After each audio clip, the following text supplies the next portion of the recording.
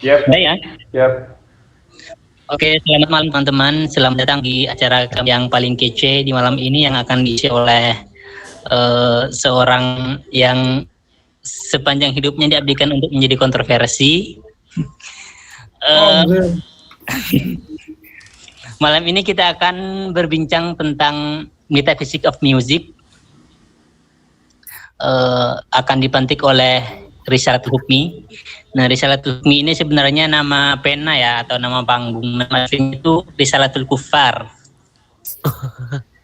atau Treatise on the Infidels.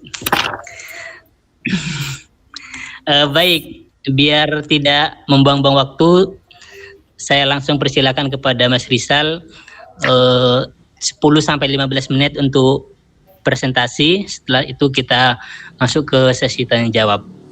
Oke, dari sekarang Mas Rizal, silakan. Ya, nah, tak present dulu.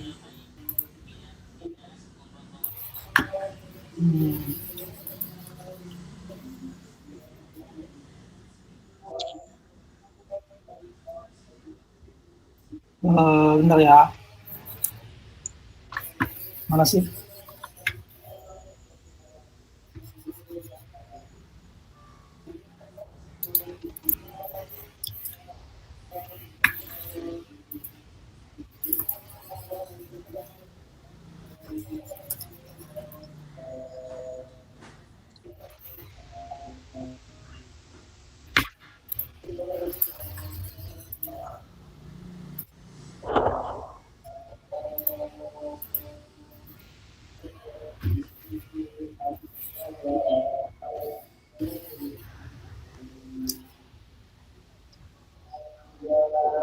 Kelihatan nggak?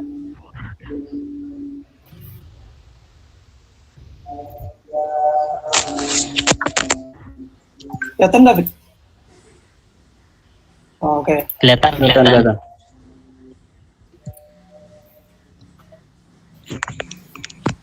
Ya.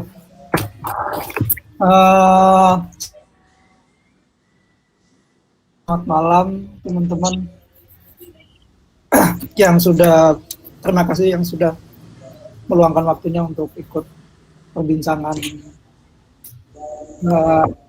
metafisika musik malam ini. Enggak seperti pembicara sebelum-sebelumnya yang advance dan sangat kontemporer perbincangannya. Saya di sini akan ngomongin soal metafisika musik dari filsafat modern. Judul ini saya ambil dari salah satu essay atau bab dalam bukunya Arthur Schopenhauer, The World as Will and Representation. Itu bab ke 50, tahun ini berapa ya? Volume pertama itu section ke 52. Kalau yang volume kedua itu ada di bab judulnya On the Metaphysics of. Jadi sebelum masuk dalam pembahasan akan saya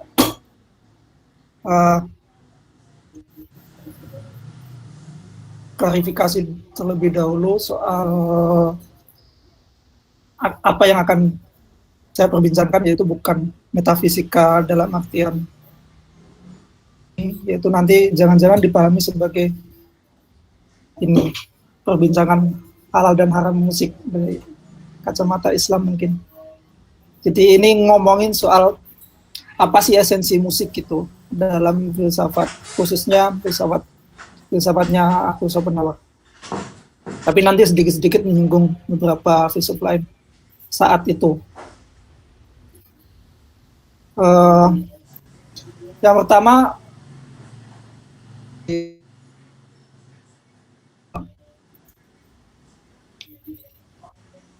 asumsi-asumsi filsafat yang berkembang pada saat itu.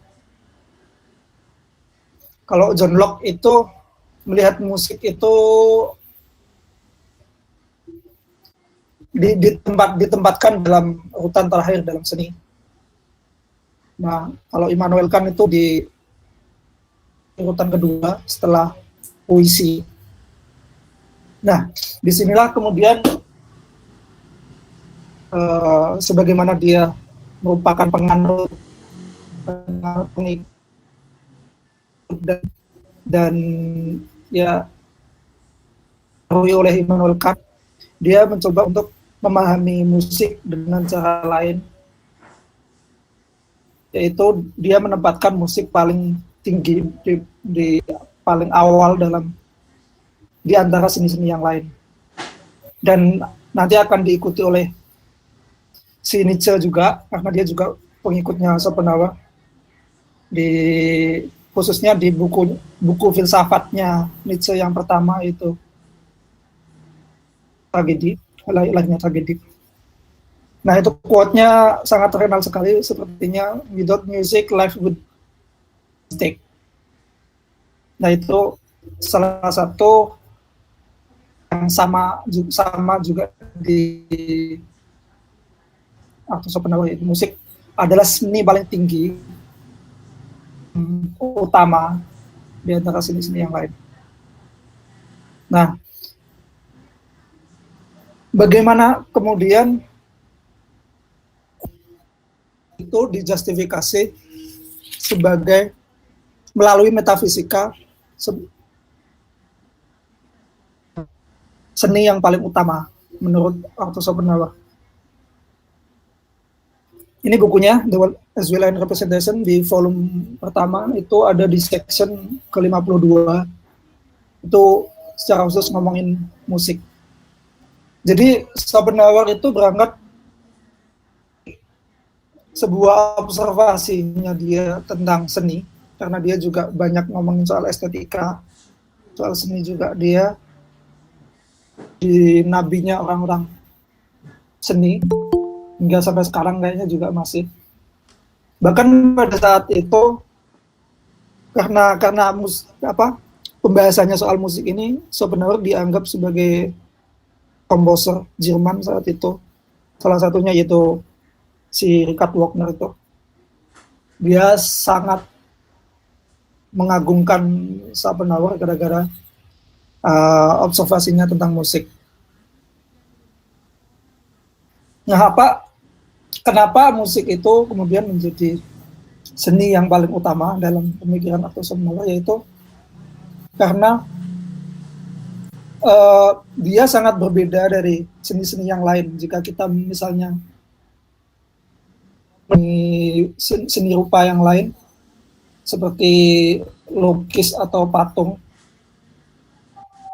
menurut Schopenhauer itu jelas dibangun dalam sebuah konstruksi metafisis bahwa seni yang kita buat adalah representasi dari fenomena. Nah, si Schopenhauer itu melihat bahwa musik ini aneh sendiri karena dia tidak mewakili fenomena apapun. Jadi musik itu sebenarnya mewakili apa? Itu pertanyaan Schopenhauer di awal. Saya parafrasikan seperti itu. Nah, dia mengutip Leibniz bahwa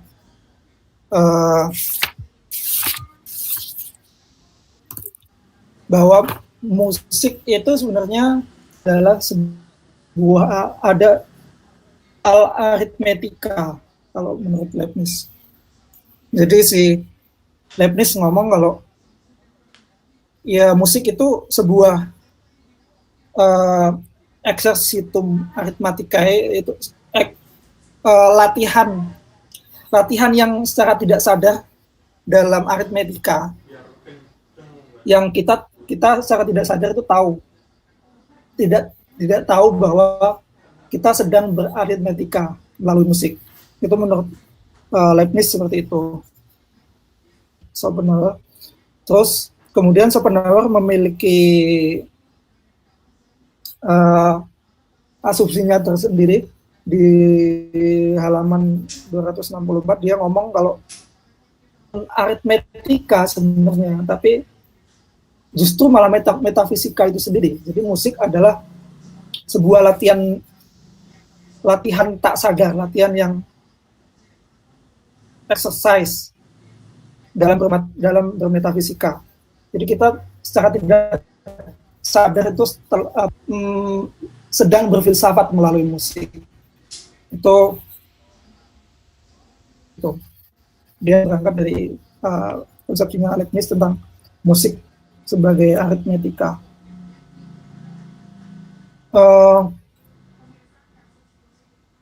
Nah, kemudian apa sebenarnya objektifikasi dari musik itu sendiri? Kalau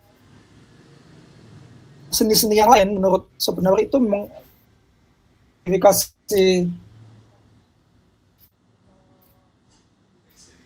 di sini kita harus memahami dulu ada dua bentuk dunia, karena sebenarnya itu juga pengarutnya Kant ya. Dunia itu terbagi dalam dua realem,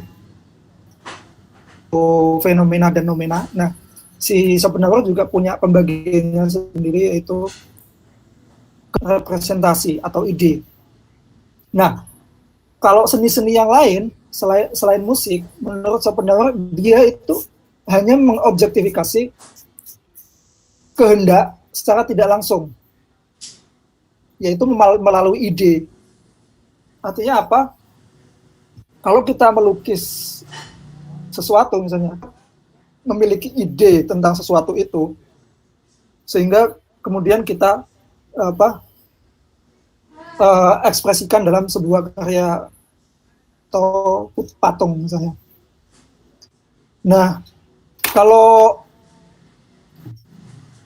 musik itu menurut Schopenhauer nggak seperti itu, karena kita tidak punya ide tentang fenomena musik itu, kita nggak punya ide. Jadi musik menurut Schopenhauer itu selalu kehendak itu secara langsung, tidak melalui ide atau representasi. Jadi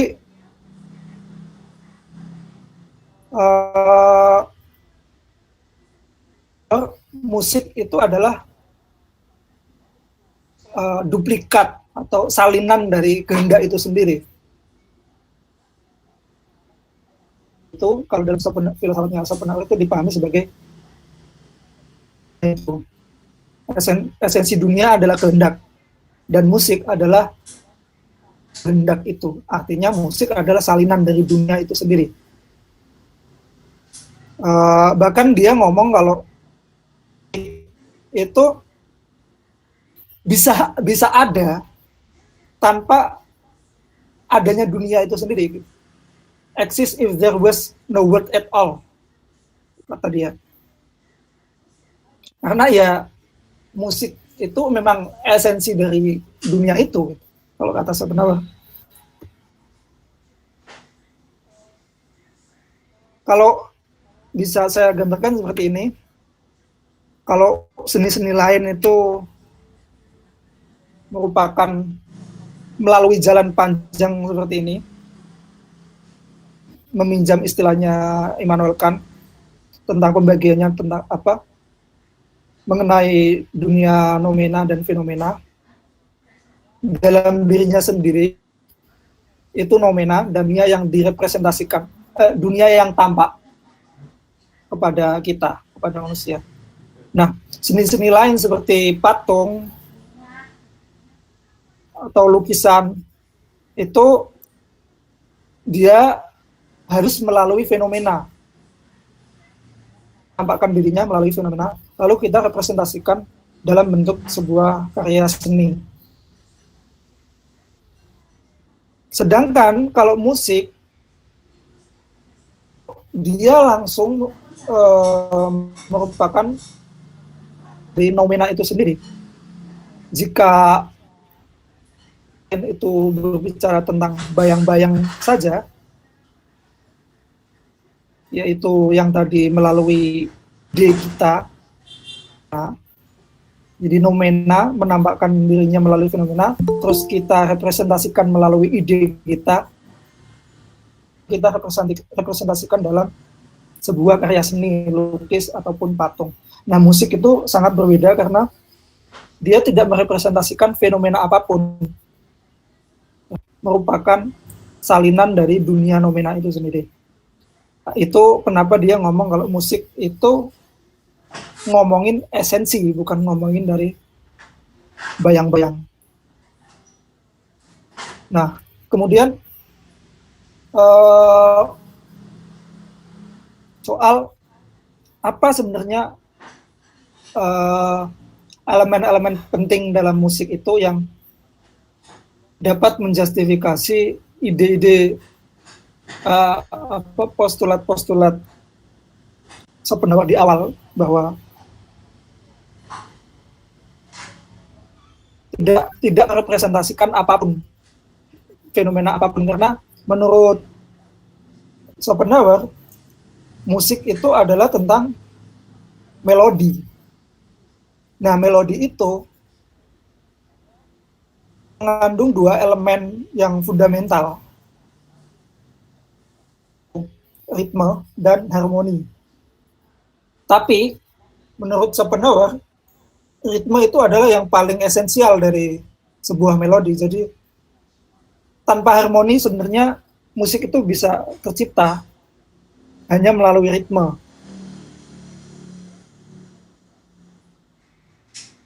Nah, ini kenapa tadi kemudian si Leibniz menyamakan musik dengan latihan aritmetika, karena itu soal hitungan. Ritme adalah soal hitungan. Kalau kita bermain musik itu kan kita punya tempo, kita punya ritme dalam bermain, sehingga itu bisa enak untuk didengarkan. Kalau ritmenya nggak jelas ya, tahu mungkin kalau dalam seni-seni postmodern mungkin pemikiran ini ditolak karena musik-musik postmodern sudah melampaui ritme yang harmonis kayaknya. Nggak tahu, saya bukan amat musik-musik posmo, karena ini konteksnya adalah musik-musik zamannya Schopenhauer itu masih didominasi oleh musik-musik klasik, musik-musik di atas seperti si Richard Wagner itu.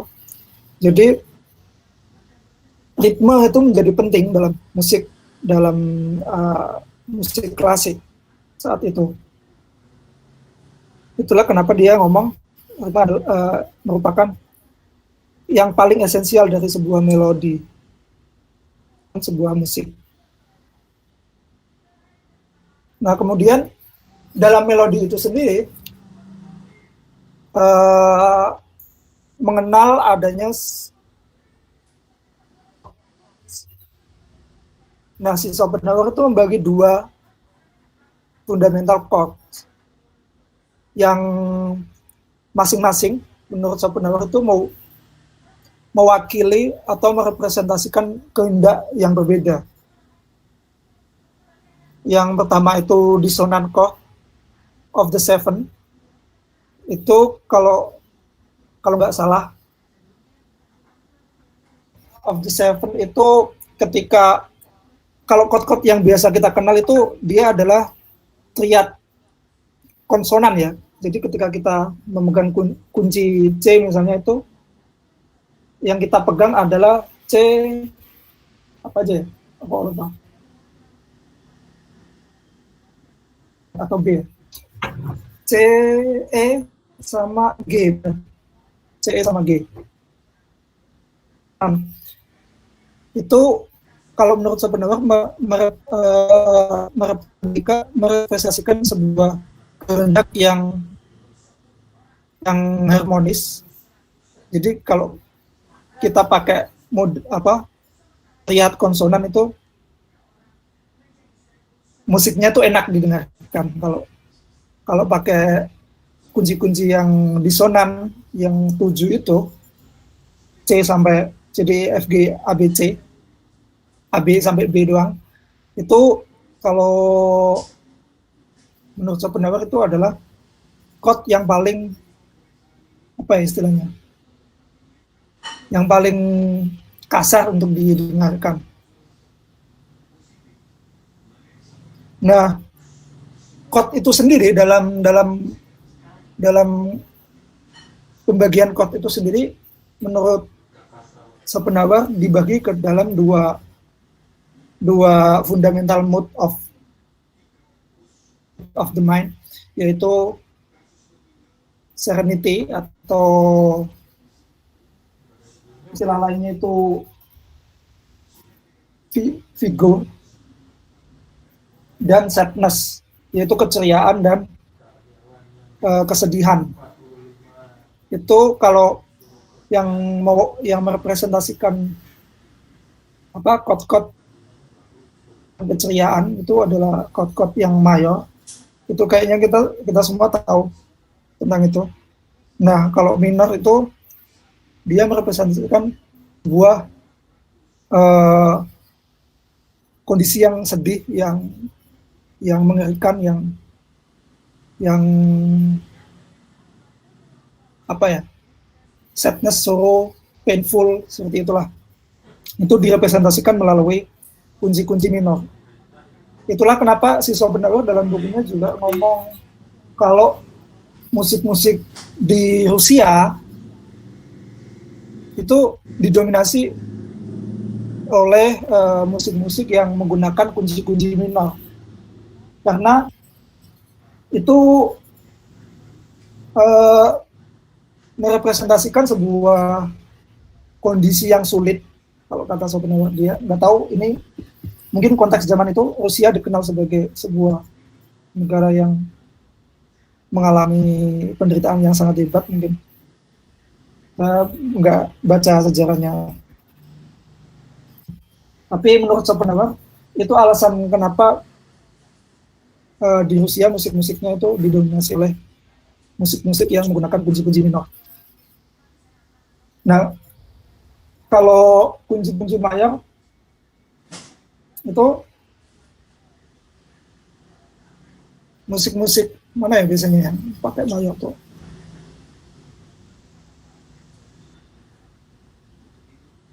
Yang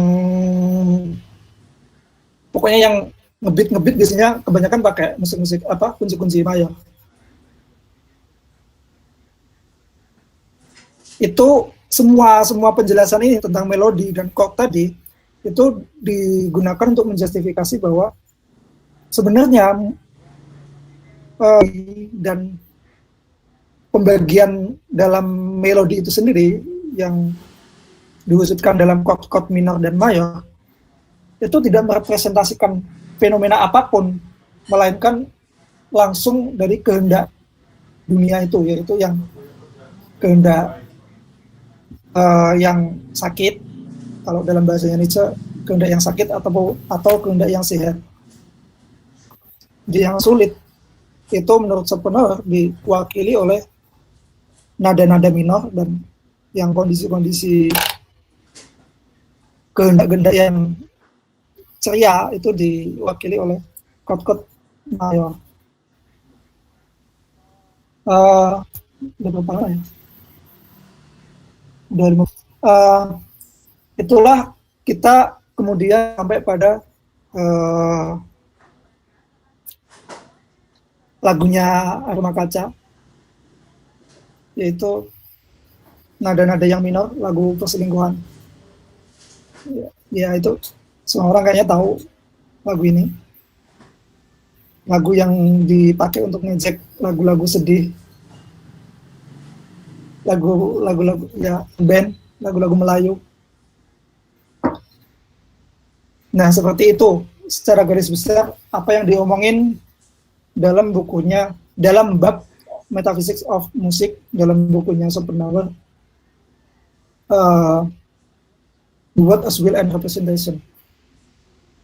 Nah, kalau kita kemudian tarik kepada filsafat setelah Schopenhauer, karena Schopenhauer adalah didaku sebagai filsuf pertama yang ngomongin musik secara metafisika, itu kemudian dilanjutkan si Nietzsche dalam bukunya The Birth of Tragedy, The Spirit of Music, subjudulnya kalau nggak salah.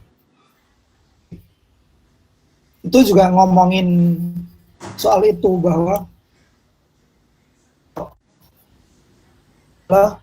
bentuk paling murni dari kehendak.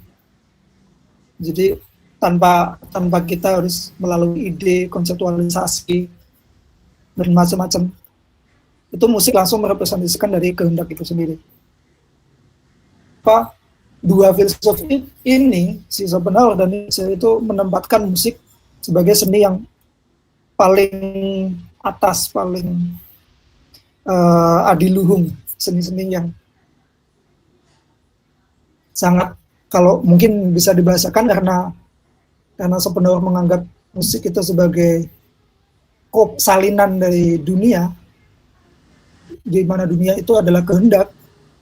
Mungkin kita bisa menyebutnya sebagai seni ilahiyah, seni divine arts mungkin.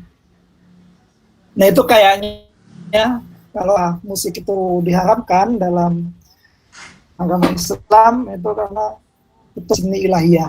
Seperti itu kesimpulan saya. Ya, terima kasih. Mungkin bisa dilanjutkan dalam diskusi.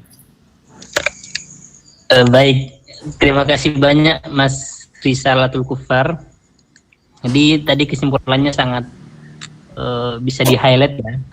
Kenapa Islam mengharamkan musik itu karena musik adalah seni ilahiyah. Berarti Islam mengharamkan yang ilahiyah. Gitu enggak Mas Rizal? Yang ilahiyah, yang direpresentasikan oleh manusia, nggak boleh. Oke. Ya, kan kita nggak boleh melukis Tuhan. Oke. Baik, sebelum masuk ke sesi tanya jawab, ini ada informasi dari kami dari Zeno bahwa kuliah ini yang sedianya akan berakhir di tanggal 20. Ini ada tambahan 2 sesi. Pertama, tambahan sesi oleh Mbak Ajeng ini di tanggal 21. Terus yang kedua sesi dari Mas Ainu saja. Ini di tanggal 22. Jadi tanggal 23 yang sesi terakhir ini pasti Lebaran. Tapi gak apa-apa, kita setelah diskusi kita takbiran. Bagi yang muslim, kalau enggak muslim baca doa rosario. Baik.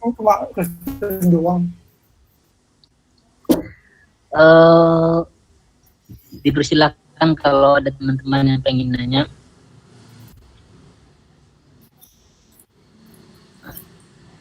Oke, ini ada dari Mbak Ajeng, saya bacain ya. Mau tanya dong, aku udah lupa penawar salinan kehendak yang dimaksud kehendaknya sisi, atau nggak ada bedanya, atau malah bukan dua-duanya. Oke, begitu Mas Rizal. Kalau musik dianggap sebagai copy of will, nah itu yang di copy itu willnya siapa? Willnya komposer, willnya musisi, atau willnya dua-duanya, atau tidak dua-duanya? Begitu. Bedanya komposer sama musisi apa? Gimana maksudnya? Komposer atau pendengar? Oh, komposer atau pendengar?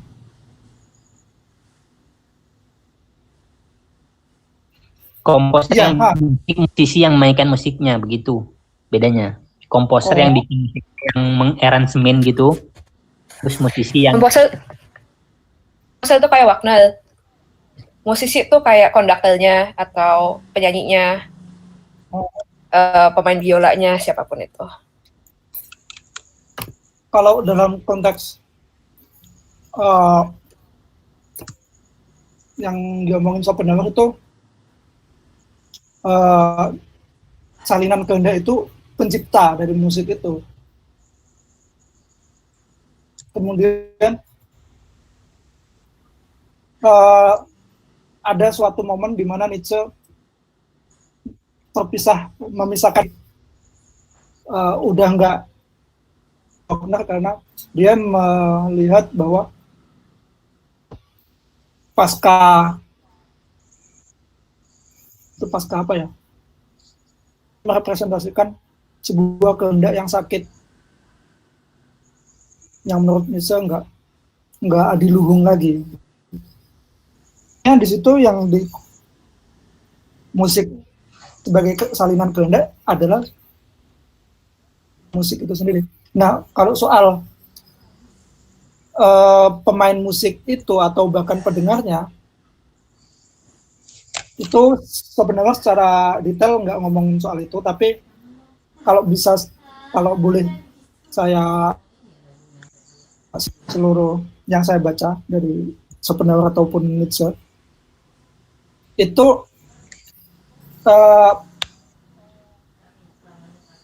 ketika kita mendengarkan sebuah musik dan kita suka, kan kita punya preferensi sendiri kan soal musik.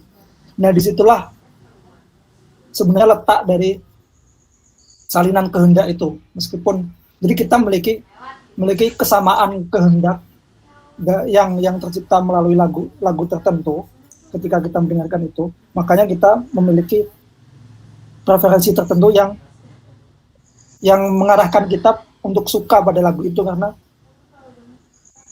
apa yang direpresentasikan dari musik itu oleh cipta musiknya itu dapat memiliki relasi dan yang dimiliki oleh pendengar musik atau penikmat musik, seperti itu.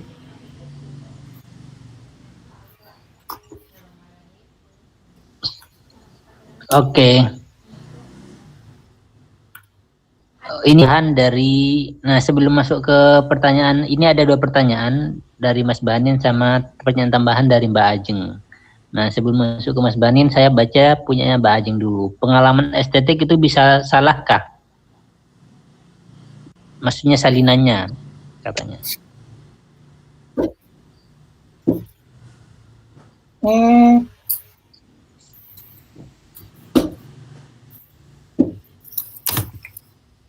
Ini pertanyaan susah. Jadi, atau kok enggak, pengalaman estetik itu bisa salah. Seharusnya nggak bisa salah kalau kita konsisten dengan tesis di awal soal di mana musik adalah salinan dari kehendak. Seharusnya mungkin bukan salah tapi palsu mungkin. Jadi bisa aja kan kita lagi merasa sedih, lagi merasa menderita atau apalah, menciptakan lagu yang sangat cheerful, sangat ceria. Nah, di situ menurut saya pengalaman salinan kehendak yang direpresentasikan dalam musiknya itu menurut saya bisa saja palsu. Tapi soal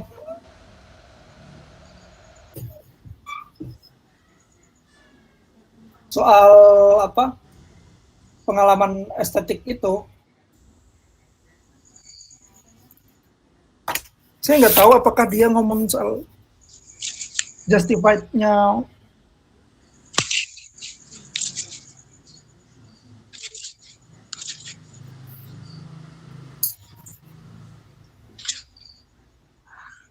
sama.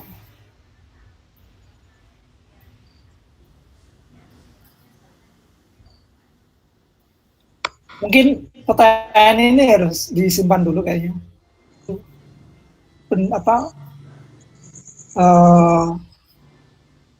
Pandangan Schopenhauer soal pengalaman estetik kan di bab metafisik nggak ngomongin sejauh estetika, bagaimana pengalaman estetik itu dapat dijustifikasi. Oke. Ini pertanyaan berikutnya dari Kak Banin. Apa yang ngebedain musik adiluhung dan musik yang sakit? Kira-kira apa kriterianya?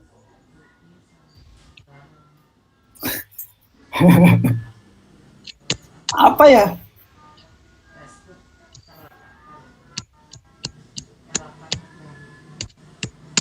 Kalau itu ngomong. Oh, enggak tahu. Ini namanya Banin Diar Sukmono. Ya itu dah, yang penting pertanyaannya orangnya siapa gak penting. Nggak ada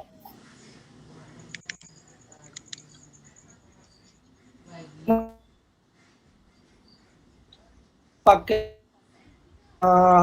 kriterianya logisnya Sinica ya tentang ini ya,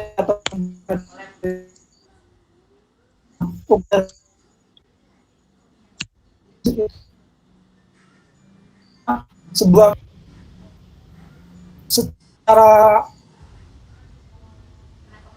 dapat seorang pencipta musik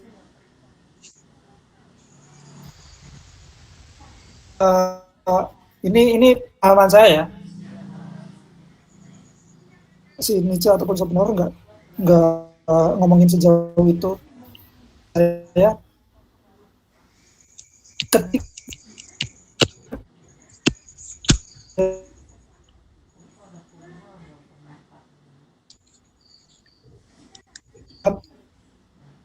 dalam menguasai dirinya kan.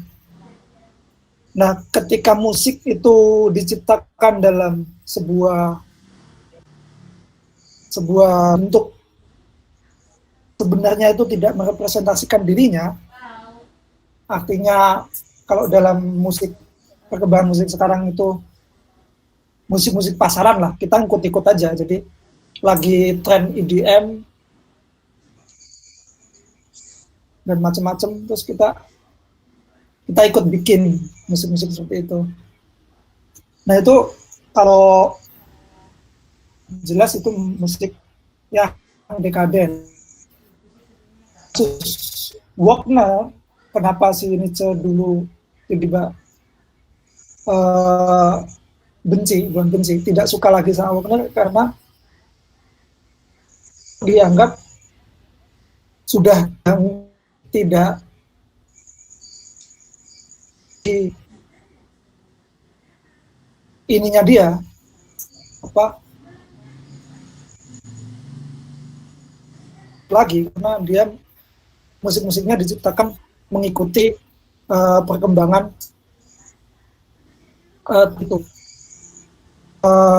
support, kalau nggak salah itu idealisme Jerman ini sama yang musik yang bahasanya di situ musik-musik yang Jerman. Nggak tahu itu konteksnya apa, saya nggak nemu. Tapi yang jelas kalau menurut saya ketika musik itu diciptakan dalam sebuah kondisi di mana kita hanya ikut-ikutan menduplikasi karya-karya musik yang lain, itu kita bisa mengatakan bahwa musik itu musik yang dekaden, bukan musik alien lagi. Oke, sudah.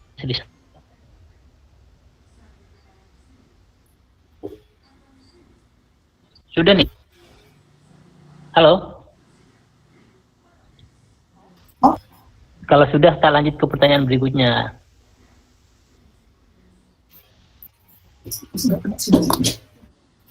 Halo. Udah, Rek? Kedengeran? Ya, gimana? Pertanyaan selanjutnya. Ini pertanyaan berikutnya Schopenhauer pernah nulis lebih lanjut tentang harmoni enggak? Atau dia cuma ngebahas ritme sebagai hal yang esensial doang?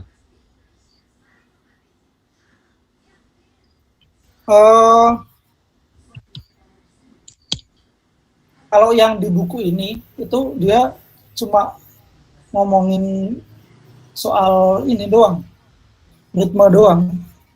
Kalau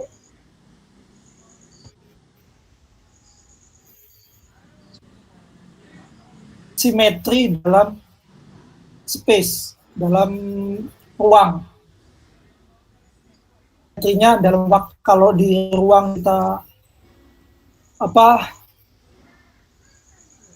menyebut itu sebagai simetris. Nah, kalau di waktu kita menyebutnya sebagai ritme. Nah, mungkin hubungannya sama ritme itu sendiri. Secara lebih jauh, dia nggak ngomongin detail soal apa.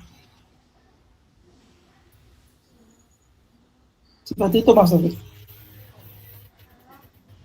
Oke, ini ada pertanyaan lagi nih. Ini banyak banget ini orang yang nanya nih. Dari Mbak Ajeng lagi, kritiknya Nietzsche atas Wagner itu diarahkan ke struktur formal musik atau diarahkan ke tema besar ceritanya?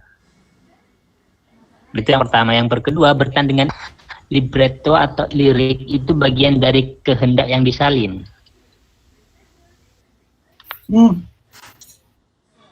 Makasih, ini malah mengingatkan saya soal ini.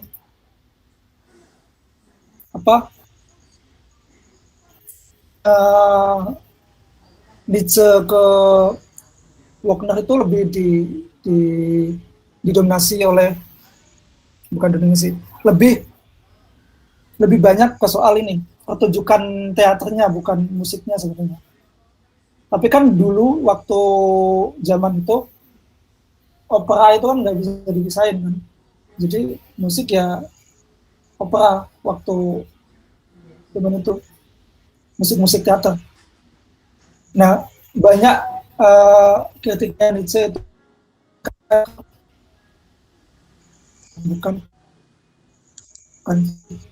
bukan ke struktur dari formal musiknya. Soal lirik itu kalau dalam itu nggak penting, karena lirik itu dia hanya ekstensi, kalau bahasanya ekstensi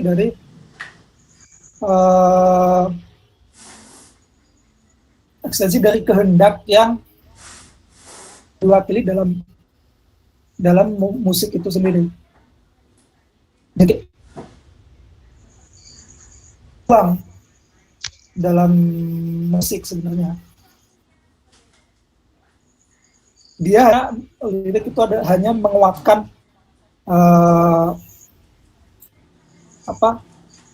menguatkan dari keintiman dalam musik itu sendiri.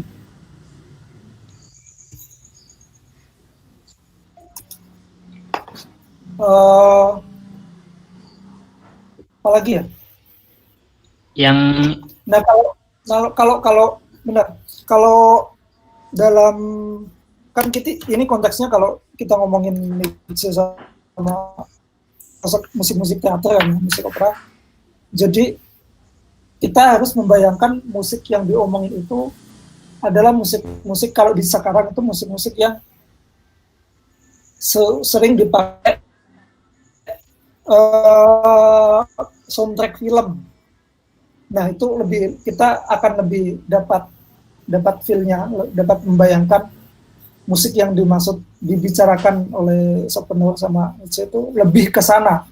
Jadi ketika kita nonton film, kita mendengarkan musik background dari adegan-adegan tertentu tanpa lirik, bahkan tanpa adegan itu sendiri, kita sudah bisa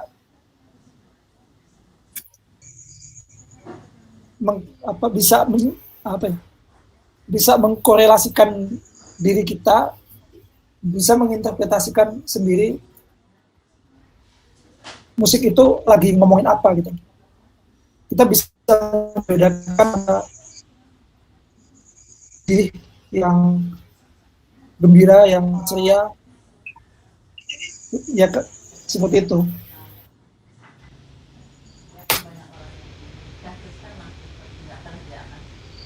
Sudah. Sudah. Oke. Ini ada komentar dari YouTube nih. Dari Mas Devananta Rafiq. Schopenhauer belum pernah dengerin Fish sih. Kalau denger Fish pasti gak bisa bilang kalau musik adalah seni tertinggi. Nah, ini pertanyaan lagi nih dari Mbak Ajeng nih. Nah, berkaitan dengan itu, berarti kritik Nietzsche itu lebih diarahkan kepada pilihan cerita yang diadopsi Wagner untuk operanya. Pengen mengklarifikasi, benar nggak gitu bahwa kritik Nietzsche terhadap Wagner itu lebih tekannya lebih kepada pilihan cerita yang diadopsi untuk operanya?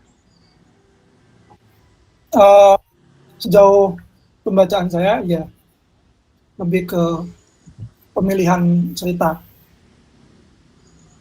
Oke,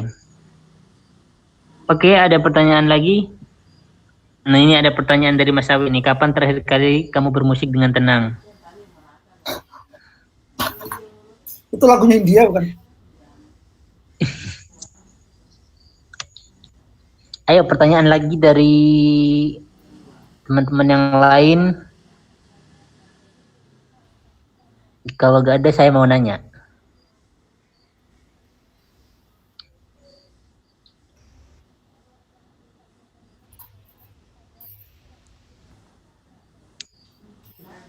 Itu yang Fish tolong dikomentari katanya.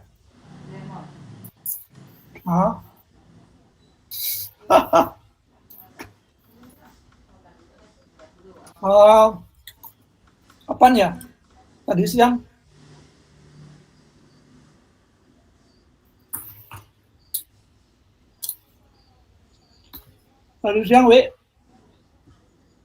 Oke, kalau gak ada yang mau nanya, saya mau nanya dulu ya. Gak apa-apa kan moderator nanya? Gak boleh. Gak boleh ya, udah. Tadi itu kan tesis mendasarnya si Schopenhauer tentang musik itu bahwa musik adalah satu-satunya bentuk kesenian yang secara langsung merupakan salinan dari sebuah kehendak. Nah, proses penyalinan kehendak dalam satu karya seni itu kalau kita kaitin sama diskusi yang semalam melibatkan konsep atau enggak? Enggak. Tidak. Melibatkan konsep dalam artian apa? Enggak. Seperti yang kita diskusikan semalam.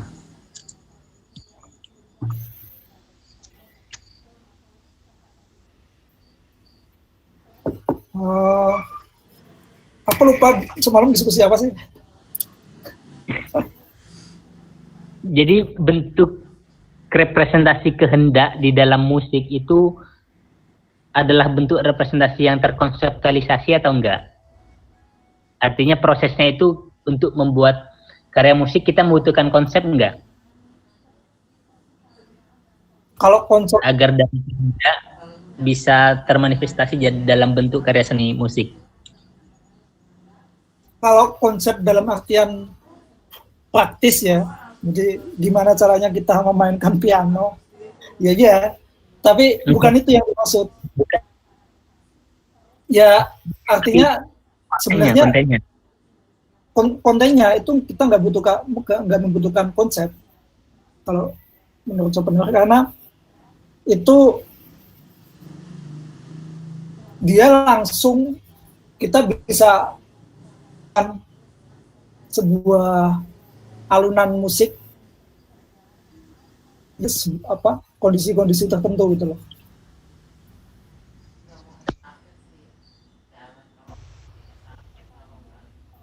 Berarti musik itu sebagai sebuah representasi tidak punya struktur seperti bahasa merepresentasikan sesuatu, tapi lebih seperti gambar. Kalau dia unkonseptual. Ya itu tadi, indie musik itu ritme kalau menurut Schopenhauer. Nah ritme itu kalau dalam ruang itu sama seperti simetris, kesimetrisan. Jadi kalau kita melihat sesuatu simetris itu enak gitu, meskipun di postmodern kan jadi udah beda lagi. Oke, makasih. Intinya musik tadi ya di ritme itu. Nah itu nggak tahu apakah itu mengartikan bahwa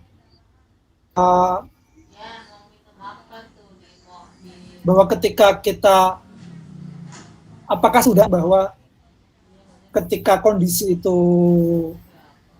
sedih atau painful atau full of sorrow misalnya, apakah ritmenya harus seperti ini, kemudian ketika ceria seperti itu saya nggak nemu penjelasan soal itu. Mungkin orang-orang ada yang baca Schopenhauer lebih jauh. Si Sosi kayaknya pernah baca Schopenhauer sampai khatam. Mungkin bisa bantu jawab. Jadi bukan hanya saya yang ngomong di sini. Mungkin Mas Sosiawan bisa masih masukan. Saya kan bukan pemantik. Hah? Apa? Apa sih itu? Nanya apa gimana? Soal ini loh. Kan si Schopenhauer itu mengambilkan bahwa sudah tahu secara intuitif bahwa ritme tertentu itu mewakili sebuah kondisi yang sedih ataupun menderita seperti itu. Dan di lain sisi ada ritme yang mewakili keceriaan, joyfulness.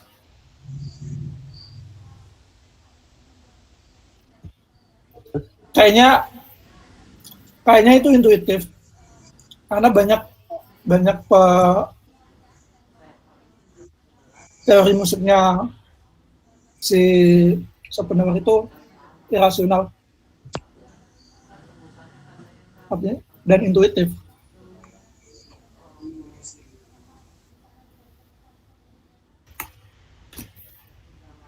Betul nggak, Sos? Kalau pembacaan musik itu intuitif.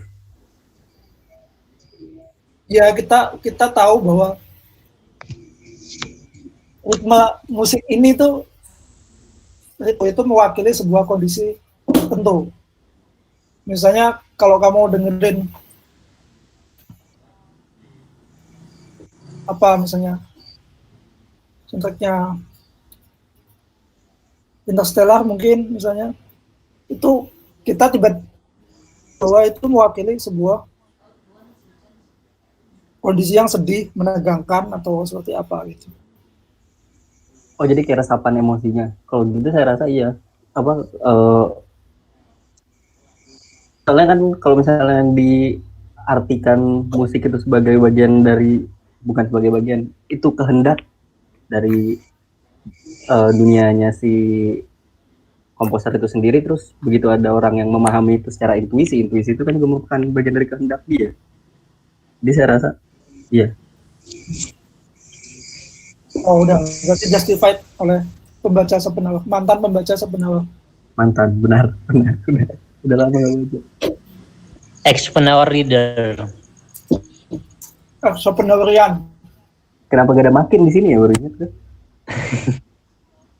Berarti kalau Schopenhauer konsep estetikanya nekanin sama kesimetrisan, dia modernis banget dong. Ya kan dia emang filosof modern. Tuh. Gimana? Oke, kirain selama ini dia ini termasuk geng-geng itu, geng-geng anak indie. Menurut gue enggak sih. Oke. Dia kan tenis kok soal ini dia Oke, estetika. ayo teman-teman nanya.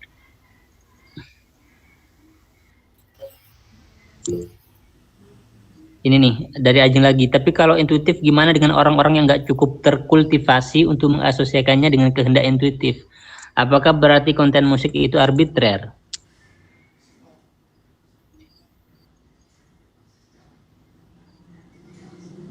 Itu dari Mbak Ajeng. Silakan dijawab dulu.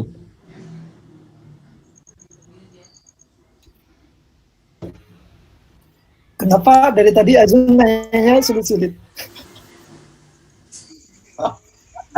Karena Ajeng lulusan terbaik. Apakah karena lulusan luar negeri? Aku nggak nemu jawaban dari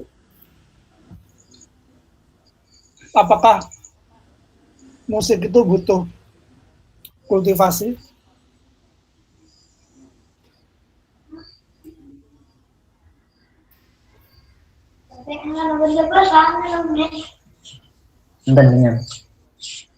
Menurutku konten musik itu memang arbiter.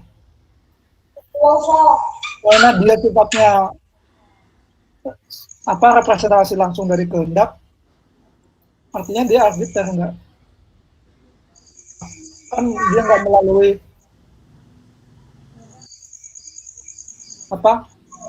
representasi ide dulu, artinya tidak melalui proses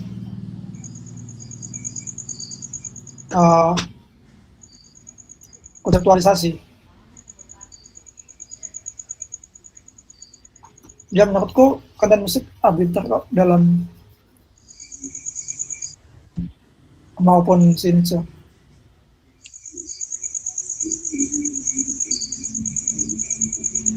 Gimana tapi? Berarti bentar, arbiter itu masih menunjukkan bahwa proses penciptaan musik itu dalam lingkup si Schopenhauer ya, proses penciptaan musik itu sehingga dia menjadi satu salinan dari kehendak itu adalah proses yang tak sadar gitu, maksudnya salah? Gimana maksudnya?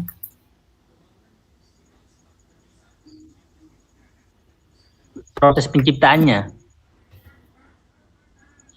Ya maksudnya kita kayak melakukan itu secara bawah sadar gitu loh. Jadi murni karena atas dorongan kehendak kita gitu loh. Kehendak dorongan emosional kita gitu. Itu bukan sesuatu yang sesuatu yang terkonsep terlebih dahulu dalam pikiran sehingga kemudian diterjemahkan dalam bentuk notasi musik misalnya, enggak, tapi itu kayak dorongan yang ya berjalan begitu aja gitu loh. Ya menurutku ya. Jadi terlepas kita bisa main musik atau enggak, kita sebenarnya bisa mengkomposisi musik dalam pikiran kita. Latihan itu bukan ini ya, bukan konseptualisasi ya. Jadi kita udah dalam pikiran kita tuh sebenarnya udah bisa mengkomposisi sebuah musik yang mulai dari kehendak itu sendiri. Berhubung kita bisa main musik ini, tidak terwujud dalam musik. Musik berarti karya seni ya. Karena musik di Schopenhauer sama Nietzsche kayaknya artinya sangat luas sekali. Ya itu tadi musik dalam pemikiran Schopenhauer dianggap sebagai salinan dari dunia itu sendiri. Oke. Nah ini nih sebelum masuk ke pertanyaannya Ahnaf, ini ada pertanyaan yang masih satu topik dari Ajeng. Nah kalau musik itu arbitrer berarti pendengar atau pembaca partitur itu tidak punya akses langsung ke kehendak komposernya. Gitu nggak? Bisa konsekuensi begitu nggak? Kalau misalnya kita memahami musik itu, konten musik itu sebagai sesuatu yang arbitrer. Gimana?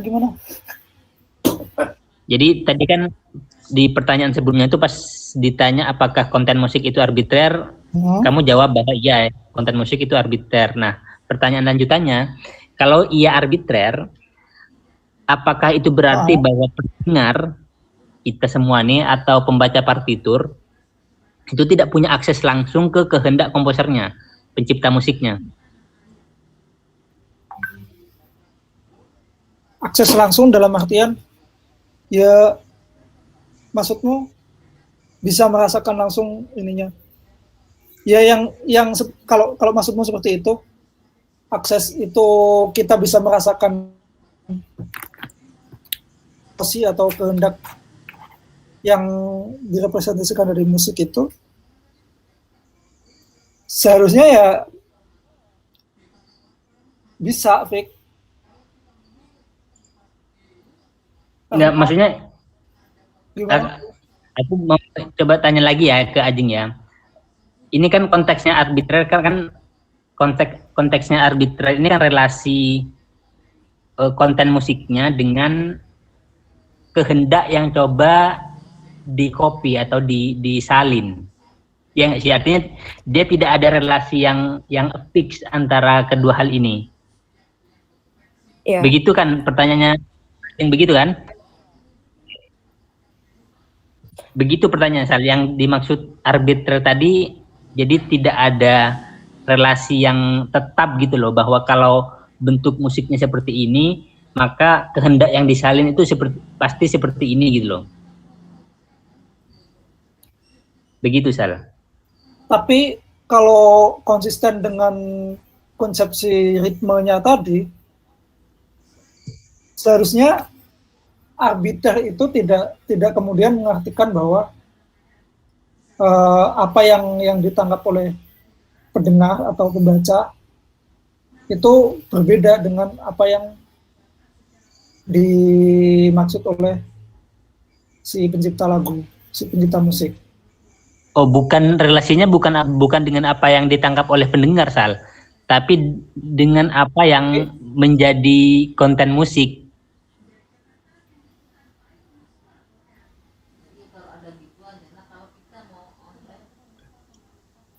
Kan esensi dari musik itu sendiri menurut sepenuhnya kan di ritmenya kan.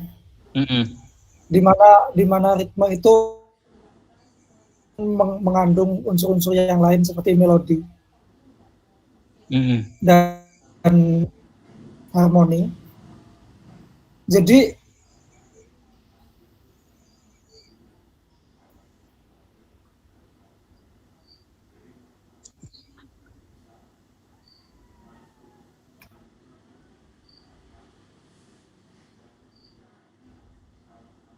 kita secara intuitif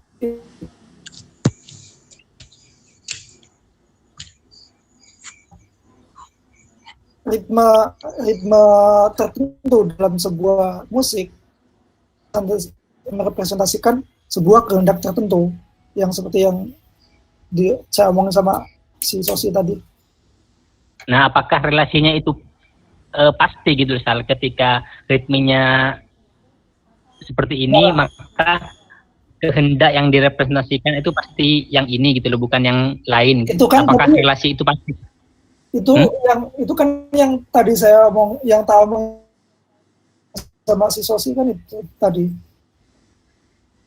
Nah, kalau karena si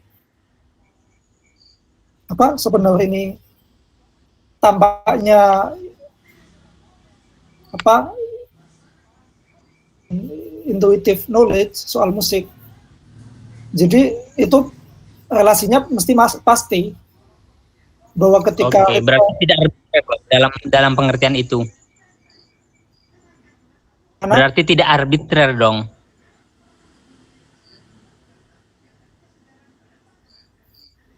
Kalau relasinya pasti, artinya kalau tidak mungkin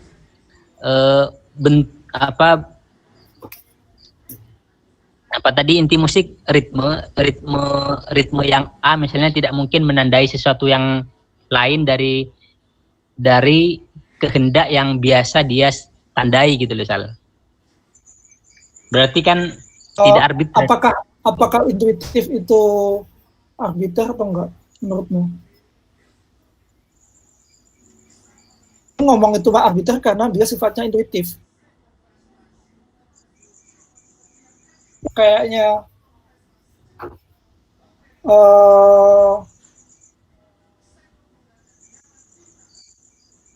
dalam pemikiran si Schopenhauer ini intuitifnya kayaknya sifatnya universal. Dia ngomong bahwa musik itu universal language. Sepertinya intuitif itu berlaku untuk semua orang. Ya artinya berarti bukan arbiter dalam artian itu. Yang saya maksud arbiter tadi adalah kesewenang-wenangan membentuk musiknya, relasinya.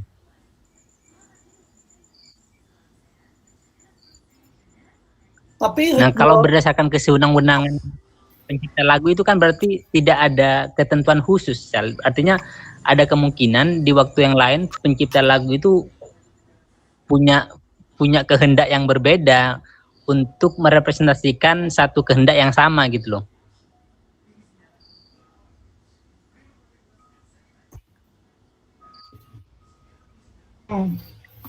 Ya paham.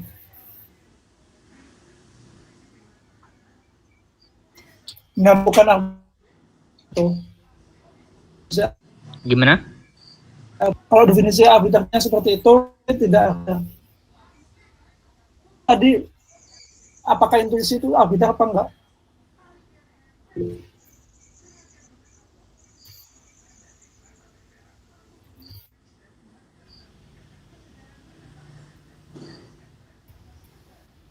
Oke. Ini ada Iya. Nah, sebelum ini kayaknya pertanyaan lainnya dari Ajeng ya. Nah, sebelum itu, masuk ke Ajeng lagi, ini saya bacain pertanyaannya Ahnaf ya dulu ya.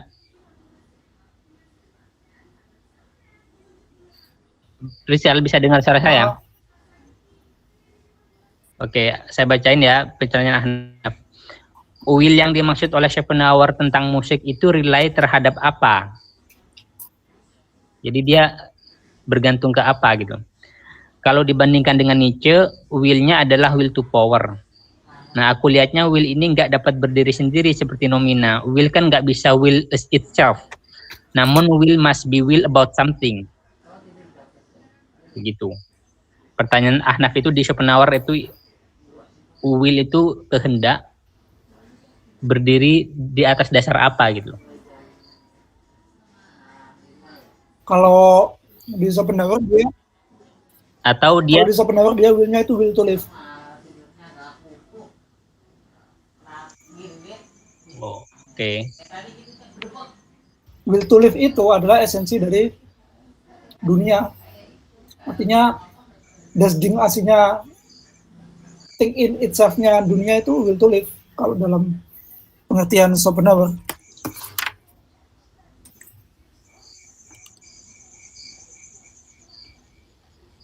Oke, gimana Bung Ahnaf, sudah bisa menjawab?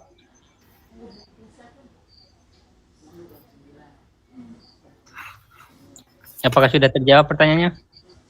Lanjut dulu, aku masih baca-baca nih. Oke. Lanjut ke Ajeng lagi ya. Nah, pertanyaan dari Ajeng ini, relasi kehendak dengan ritme sudah necessary, tapi kalau elemen yang lain bisa lebih kontingin gitu. Dia mau nanya nih. Hasil penanggapan saya ini benar nggak ya relasi kehendak dengan ritme itu niscaya, tapi kalau relasi ritme dengan elemen musik yang lain itu bisa lebih kontingin, tidak niscaya. Ya, sejauh pemahaman itu. Oke, tapi kok tampaknya ini bersedikit kontradiktif dengan jawabanmu tadi ke pertanyaan soal kearbitrieran, Sal. Kan katanya tadi kamu ngomong bahwa relasi ritme dengan kehendak itu terjadi atas kesewenang-wenangan komposernya. Kan berarti tidak ada yang tidak ada necessity di situ. Kalau terjadi atas kesenang-wenangan komposernya. Itu yang awal tadi, Fit, yang sebelum kamu mengklirkan definisi arbiter yang kamu maksud apa tadi? Kan udah aku revisi kalau arbiter yang kamu maksud seperti itu seharusnya relasi kehendak.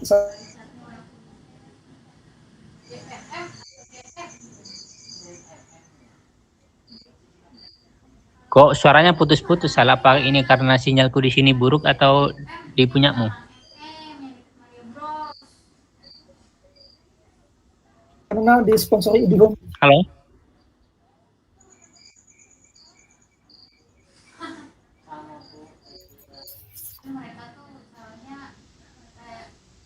Oh, punya Rizal katanya putus-putus. Lah ini kata Rangga di chat. Oh iya. Wah, IndiHome jelek berarti.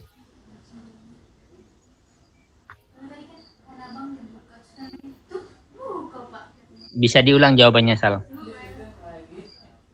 Halo, apakah jelas? Ya. Das. Ya, yang tadi loh, Fit, ketika kamu udah clear soal apa yang maksud tentang arbiter tadi, itu udah revisi tadi kalau relasi kehendak. Terus Oke. aku Oke, tadi nggak paham sementara- definisi arbiter yang tak bayangin tadi. Arbiter dalam hal ini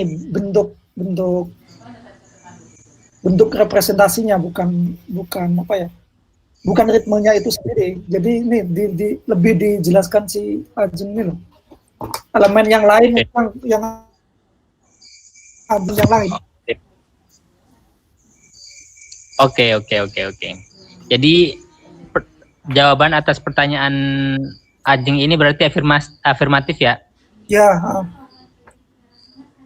Oke, kita pindah ke pertanyaan lain. Dari Mbak Isma Swastiningrum.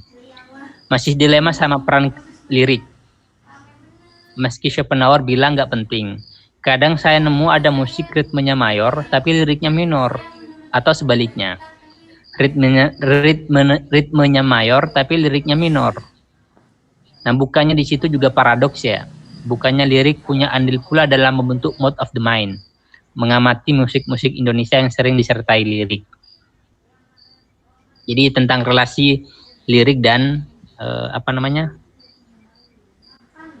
dan ritme.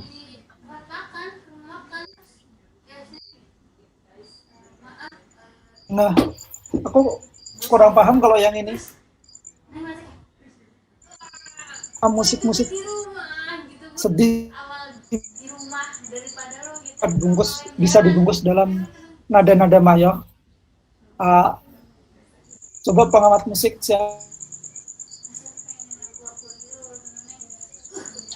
yang tahu lagu-lagu sedih tapi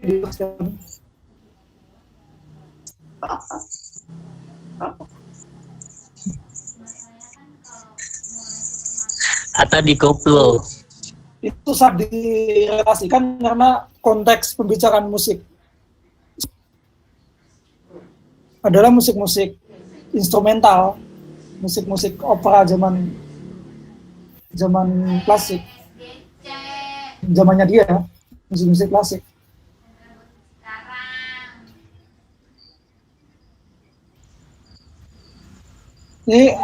Ini yang mungkin menjadi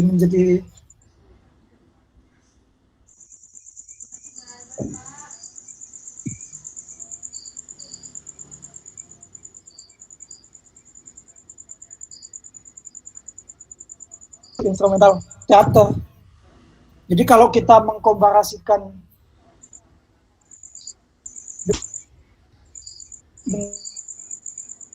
dengan musik-musik saat ini ya lebih cocok kita bandingkan soundtrack dalam film, bukan musik-musik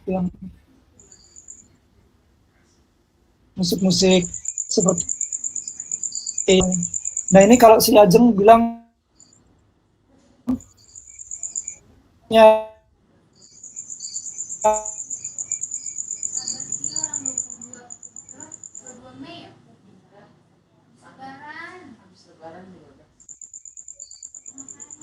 Suaramu ke sini putus-putus, Sal. sih, Iya, tahu ke yang lain.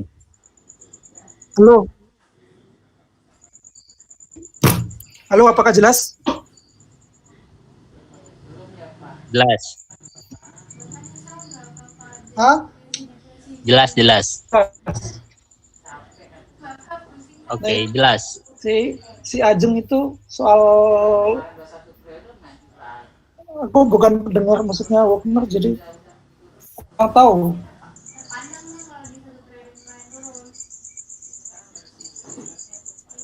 Mungkin bisa boleh tambahin dikit nggak? Ya boleh. Ya, silakan.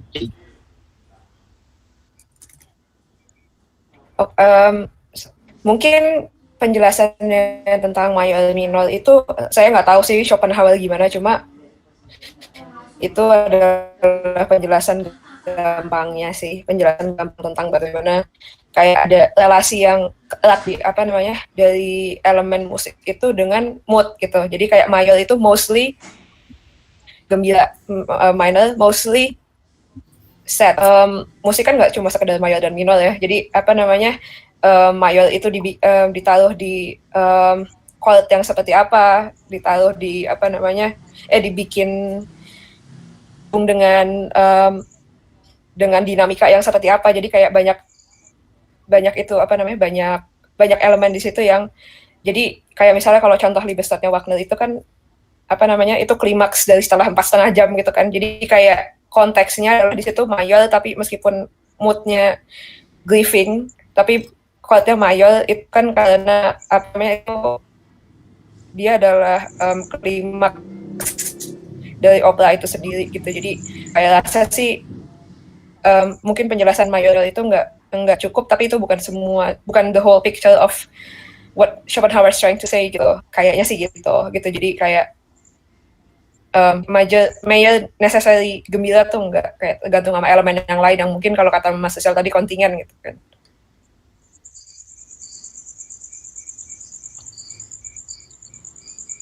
Oke, terima kasih tambahannya Mbak Ajeng.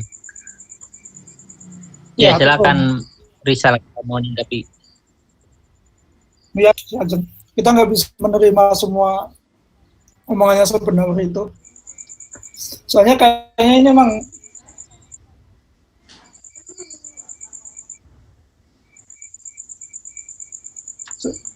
tapi kita main misalnya masalahnya itu kayaknya yang dimaksud Schopenhauer itu mayor minor di sini. Apakah dia full main atau mayor? Masalahnya kalau kita main lagu kuncinya mayor, misalnya ada lagu-lagu sedih yang kuncinya mayor, kayak misalnya lagunya Ungu itu banyak main C mayor. Tapi masalahnya pentatoniknya itu dia lagunya main chord di C. Pentatoniknya dia itu di A minor. Jadi kalau kita tahu model dari sebuah chord itu, ketika meskipun lagu itu mainnya itu bisa kita mainkan dalam solenisasinya yang minor. Ayo pun itu bisa menjadi musik yang sedih. Minor itu kayaknya nggak bisa untuk soalnya dia nggak bisa masuk dalam solenisasinya mayor. Kalau kuncinya minor, mungkin Awi bisa ngomong soal ini karena dia pemain musik juga. Si Awi mana? Awi, Awi. Anda mendapat panggilan, Awi. Atau Banin? Ada yang paham lebih jauh soal pentatonik nggak di sini? Halo, sorry, kenapa? Nah, ini nih, Awi dulu. Kamu paham ini kan, Wi? Soal pentatonik kan? Dikit sih, nggak begitu paham betul juga kenapa. Kalau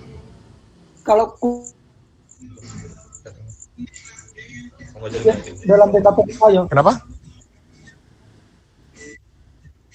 Dalam pentatonik mayor, misalnya kuncinya minor, misal lagu kita main A minor nih, itu bisa nggak bisa dibawa ke pentatonik mayor nggak? kan gini gampangannya. Kalau kita main, anggaplah musik dari C, kan nada kedua dari C ini jadi teknikal banget jadi pembahasannya. Nada kedua dari setiap tangga nada kedua, ketiga dan keenam itu kan pasti minor. Nah, jadi itu ketika kita bermain musik dan berganti chordnya juga, otomatis kan kita juga harus transfuse pentatoniknya itu. Agak sulit sih bang penjelasannya. Jadi walaupun misalnya nada utamanya itu main di C, kita tetap bisa nanti bermain di pentatonik minor karena ada nada kedua, nada ketiganya dan keenamnya C itu minor pasti gitu. Nah, kalau sebaliknya bisa nggak? Bisa juga. Oh, karena ya itu setiap nada itu kan ngandung mayor dan minor sebenarnya. berarti labnya Melodi Schopenhauer salah. Aku nggak bisa bilang itu salah atau benar kalau soal nyangkut ke Schopenhauer-nya, tapi secara teknikal musiknya kayak gitu. Mungkin ada yang lebih tahu lagi. Aku juga nggak begitu paham banyak soal pentatonik soalnya. Oke. Thank you Mas Awi. Yuk, sama-sama. Oke, mantap. Gimana? Ini mau lanjut ke pertanyaan lain atau ada yang masih mau menanggapi terkait?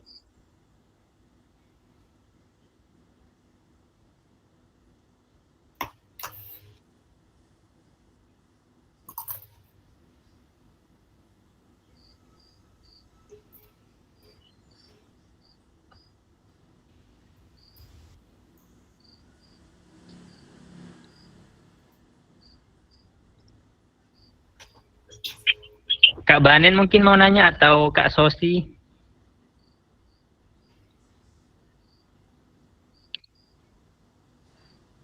Kak Rangga, Kak Momo? Kayaknya udah.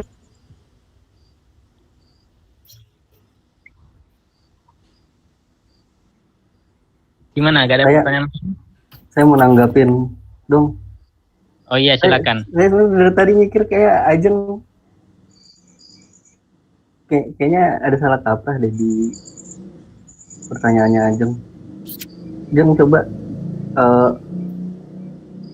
jadi tadi tuh kamu sempat bilang kalau arbiter berarti pendengar pembaca partitur tidak berarti punya akses langsung ke kehendak komposer, karena bukannya Schopenhauer tidak pernah menjelaskan ada seberangan kehendak, walaupun kehendaknya itu juga disebut sebagai kehendak yang sendiri istilahnya, saya nggak bisa kata-kata lain, tapi maksudnya itu selalu memang ke kehendak personal kan, ke kehendak dirinya kan. Pendengar pembaca memang tidak akan pernah punya akses langsung ke kehendak komposer, tapi dia ke kehendak dirinya yang merupakan itu kehendak dunia. Bukannya selalu seperti itu?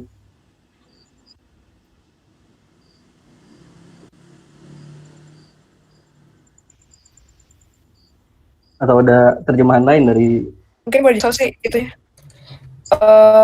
Apa namanya? Relasinya gimana kehendak? Soalnya saya nggak hafal lama sekali Schopenhauer. Jadi kayak kehendak diri, kehendak dunia itu gimana hubungannya? pertama sebenarnya gak ada pemisahan dari Schopenhauer-nya ya, gak ada pemisahan antara kehendak diri dan kehendak dunia. Dia begitu bilang kehendak diri itu pasti sebagai will to survive, will to live.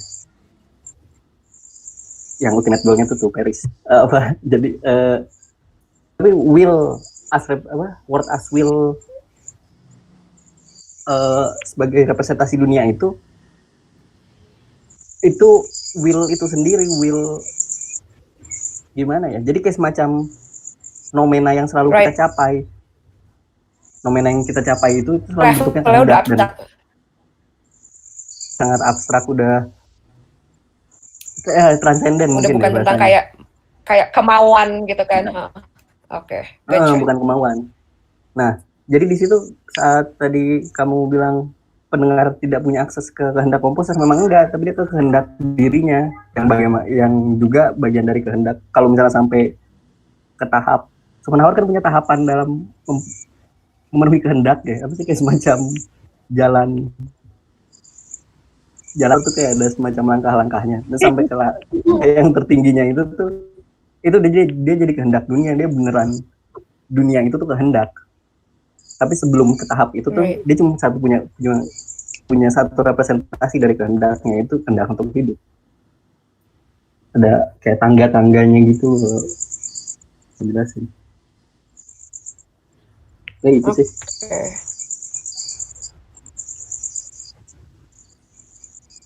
Oke, terima kasih Mas Susi atas penjelasan dan pencerahannya. Gimana Mas Rizal, ada tanggapan lain, mau menambahkan beberapa poin atau mau kita akhiri nih? Masih baru 21.42, belum jam 10. Lah, memang sampai jam berapa? Gak tahu sampai jam berapa nih, bukannya sampai jam 10 ya, atau enggak?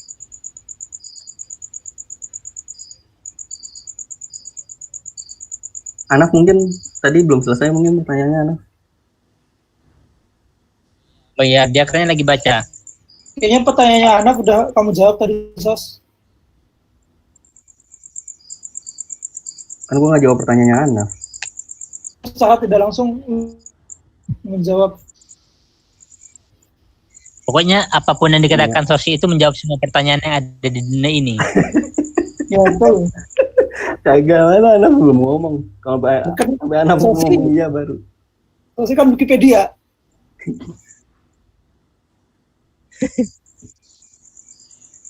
Ayo, kalau ada pertanyaan biar nggak ada waktu yang kosong nih.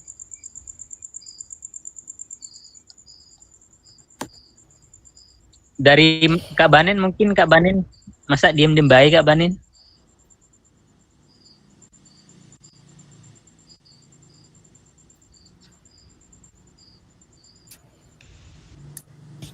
Tapi saya jadi kepikiran lagi, benar juga. Kalau misalnya kayak begitu, berarti siapa? Tot itu siapa namanya? Dekat. Siapa? Karena dekat. Gadamer ya, Billy. Oh. Gadamer. Jadi mungkin bisa diartikan juga dong kalau kayak begitu pakai itunya, metodenya Gadamer. Kalau si ini udah mati si autor sih kalau di itu, tapi kalau di sini komposer berarti udah mati juga ya dalam dia mengakses itu ya. Bisa diartikan seperti itu nggak maksudnya? Enggak, bedanya ada seperti itu ya.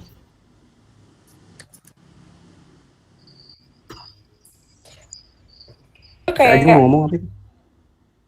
Menurut gue kayak apa namanya, kalau yang apa ya, yang kayak kamu bilang apa namanya, kehendak tuh kayak udah sama kehendak dunia gitu, berarti nyatu sama kehendak musik juga dong. Kayak kayak kita nggak perlu elaborasiin itu secara verbal karena udah murni gitu loh. Jadi kayak gue ngebayanginnya ya, gue gak tahu sama sekali sebenarnya, cuma kayak ngebayanginnya Schopenhauer jatuhnya ngomong kenapa musik itu bisa murni terlalu tinggi, karena kayak lo nggak perlu yang lo pikirin tentang musik itu, lo udah ngerasa gitu, lo udah kena di lo ketika lo denger, karena itu kayak satu will yang udah apa ya istilahnya, gue nggak tahu tingkatan-tingkatannya apa, cuma kalau misalnya memang itu will yang udah apa namanya ya langsung aja gitu, ngerti gak sih? Jadi kayak kayak gue nggak ngerti apakah Schopenhauer kayak semacam metode buat kayak I don't know kayak kayak kehendak atau apa, kayak kalau itu kayaknya mengkhianati kan spirit asli apa namanya apa yang dia omongin sebelumnya gitu. Kayaknya sih kayak hermeneutika itu kayak ya udah beda cerita sih. Sebenarnya Schopenhauer di Full Photo of Sufficient Reason ngasih semacam blueprint bagaimana kita ngakses kehendak yang sebenarnya gitu loh. Yaitu kayak reasoning. Sufficient reason. Nah, makanya kan dia tadi nyambungin ritme itu sebagai bagian dari matematik atau representasi dari matematik tadi katanya jawabannya itu. Nah, ya. Makanya jadi pas sampai ke tahap itu tuh udah sampai bisa reasoning ke tahap itu kita beneran masuk ke will yang sesungguhnya. Ada will yang nggak sesungguhnya, yang kayak semacam fenomena itu apa? Ya itu cuma will to survive. Kayak yang paling basic dari will itu tuh will to survive. Tapi yang di paling atas the will pakai will makan ya. Nah tapi jadi menurut lo juga pas kita mengakses musik itu, emosi itu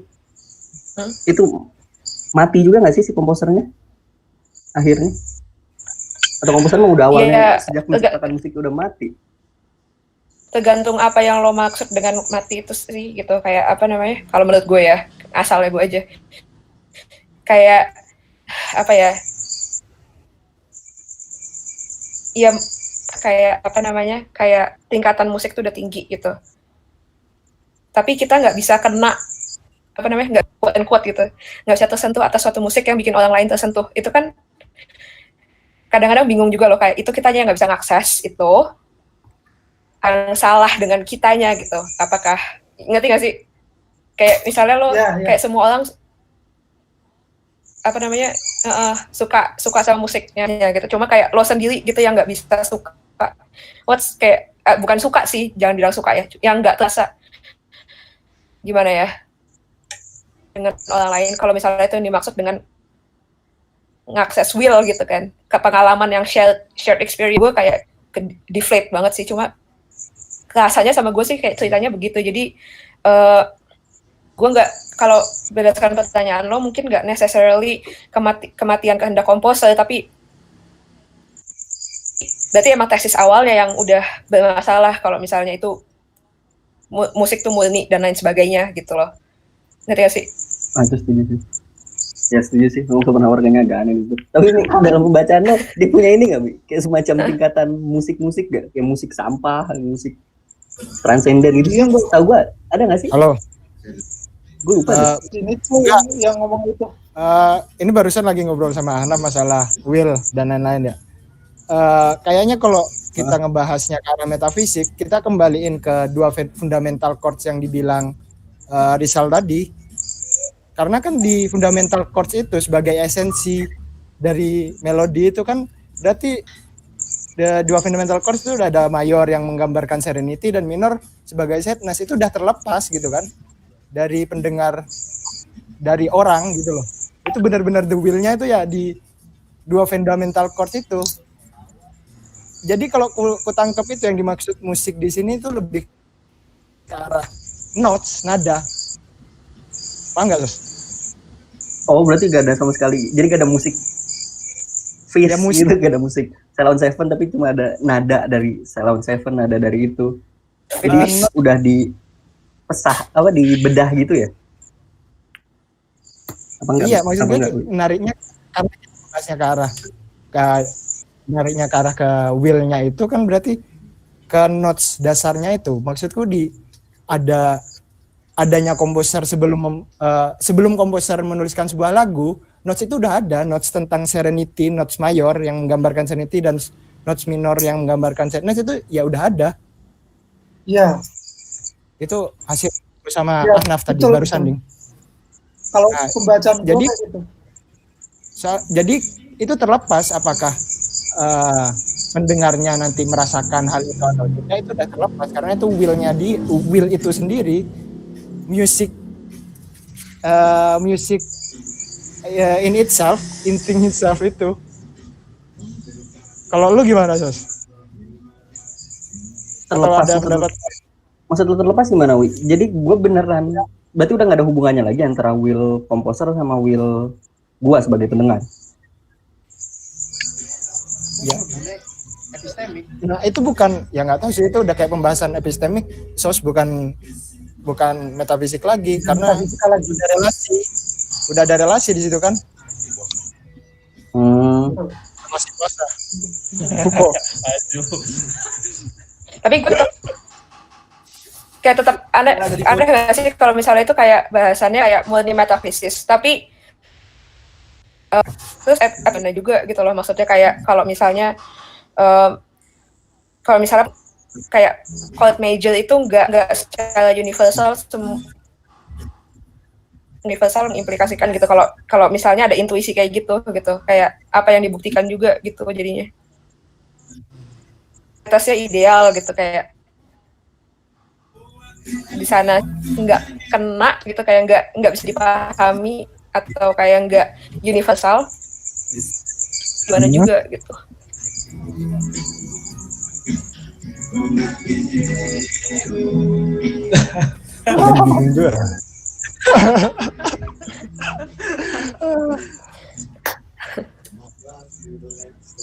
Apa sih yang anjir?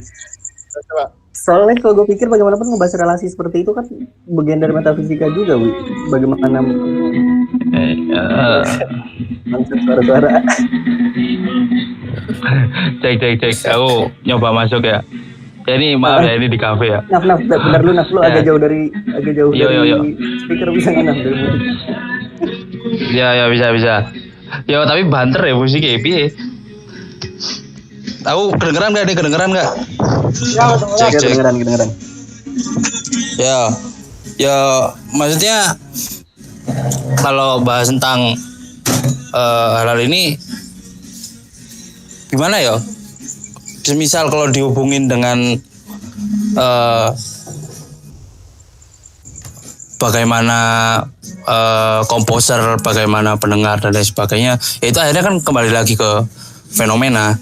Akhirnya kembali lagi ke bagaimana perasaan si pendengar, perasaan ini mungkin tadi yang bahas kayak epistemic access, tapi kayak kunci utama dari pembahasannya si Schopenhauer bukan di situ. Soalnya kalau misalkan tadi kayak tentang mayor minor, sebenarnya kalau misalkan ditarik ke teori modern ya nggak hanya mayor minor toh, ada yang namanya Lydian, Mixolydian, ada Dorian, terus ada Locrian dan lain sebagainya, di mana di situ nanti seperti spektrum kan, antara kebahagiaan sama kesedihan seperti spektrum, nggak biner seperti yang dikatakan. Tapi itu kan zaman klasik.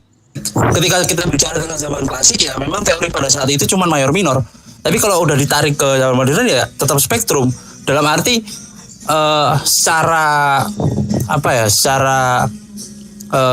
inherent di situ ada will-nya sendiri. Dalam arti ya serenity tetap pembahasannya tentang serenity dan sadness. Meskipun kita pakai teori yang modern, tetap ada sebuah spektrum di situ. Yang mana yang satu melambangkan ketika Locrian yang paling bawah itu tetap melambangkan sadness, menjadi spektrum, nanti menjadi Dorian yang lebih tinggi atau Mixolydian yang lebih tinggi lagi di atasnya mayor. Itu jadi kebahagiaan gitu loh. Ya akhirnya tetap spektrum itu. Dan aku ngelihatnya kayak Schopenhauer ingin menekankan di poin itu bahwa yang ada di dunia atau will to live-nya itu tentang what does it mean to live. Sebenarnya ingin untuk menjawab to live itu seperti apa dalam dunia ini gitu loh. Tapi to live yang bukan aspek manusia, tapi aspek bukan tentang survive, bukan tentang aspek manusianya, tapi aspek tentang dunianya itu sendiri. Akhirnya konsisten dengan nomena dan lain sebagainya. Akhirnya di situ. Nah, kalau kita kembali lagi ke tentang akses dan lain sebagainya, ya tentu kan manusia tetap bisa mengakses dunia kan gitu. Berdasar kalau misalkan kayak zaman-zaman primitif juga orang mentung-mentung batu lah, batu juga ada nadanya, ada nada sendiri di antara C crash sama C kan juga ada.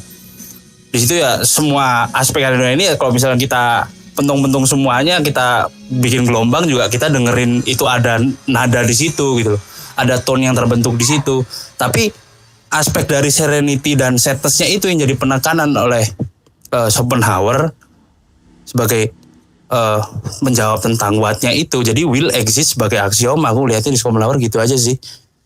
Ini kalau di metafisiknya, tapi kalau misalkan ingin bahas ke komposer dan lain sebagainya, ya akhirnya silahkan lanjutkan tentang arbitrary yang tadi. Tapi kalau misalnya itu kan berarti dibandingin misalnya kayak sama fakta-fakta matematika gitu kan jatuhnya. Ya kalau dibanding sama fakta, gimana? Kalau fakta matematika kan akhirnya kembali lagi ke kayak Leibniz, akhirnya kan.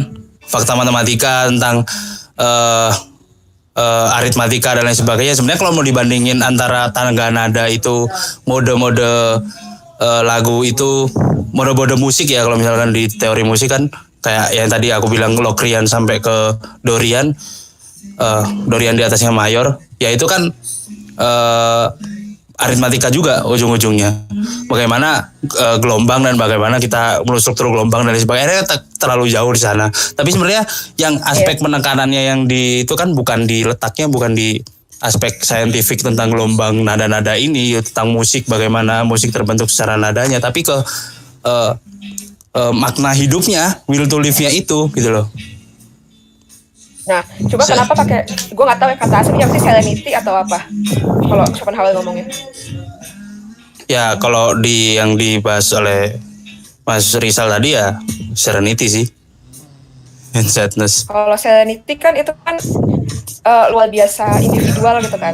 Kayak gimana kita nyamain serenity sama kayak fakta-fakta matematis atau yang memang sangat nomena gitu. Jadi kayak apa namanya? I don't know, kayak it doesn't sit well aja sama gue, kayak kalau serenity dianggap sebagai sesuatu yang apa ya, kayak aksiomatik gitu loh.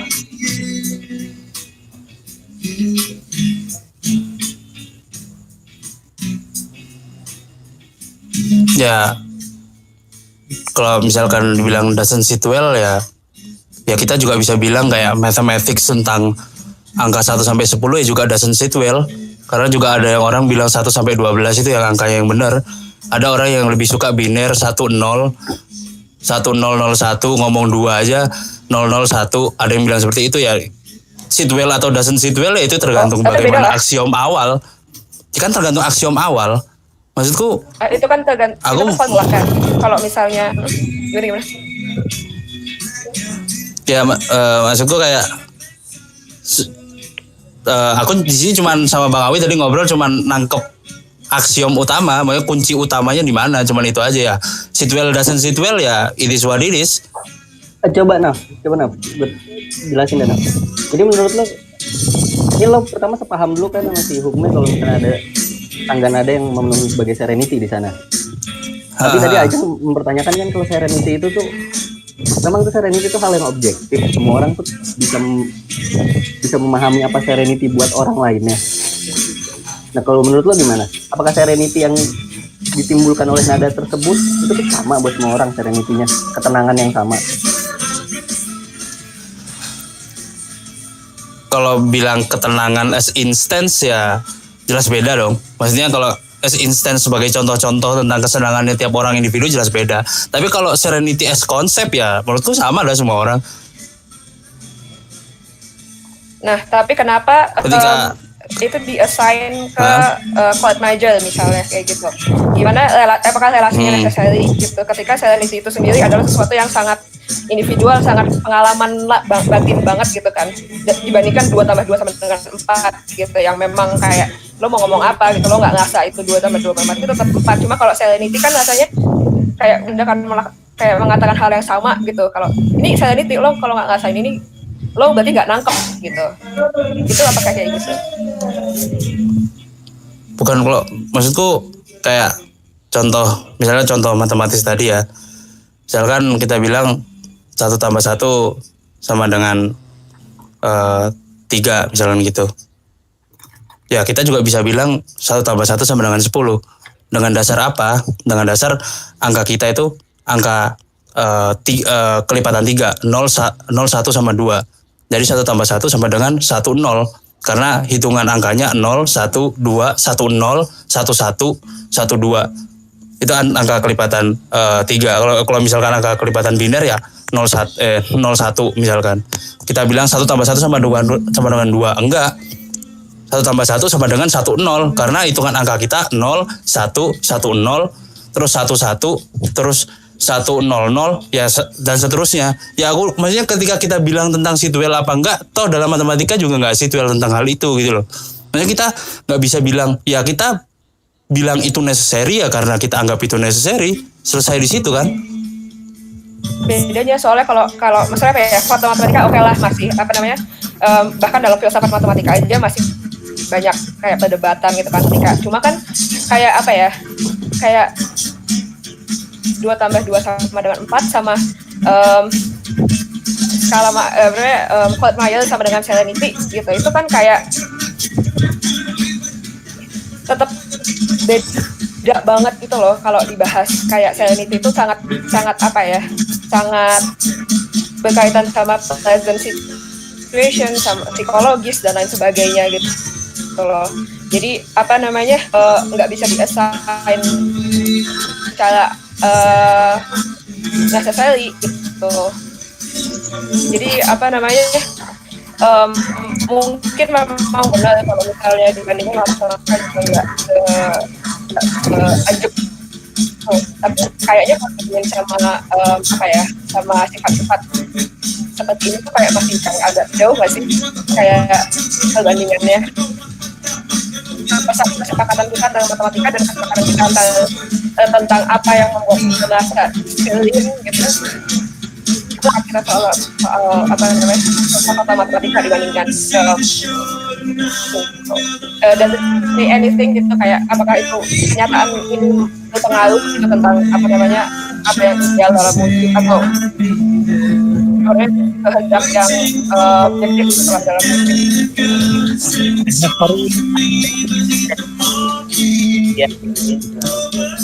Ya gimana? Jadi suaranya rada naik turun. Speakernya bisa kalau mau ngomong baru di. Halo.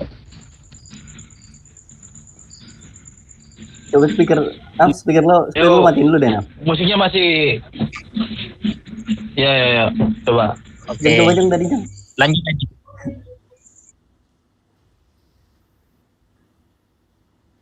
Ulang lagi. Ajeng lanjut. Ya.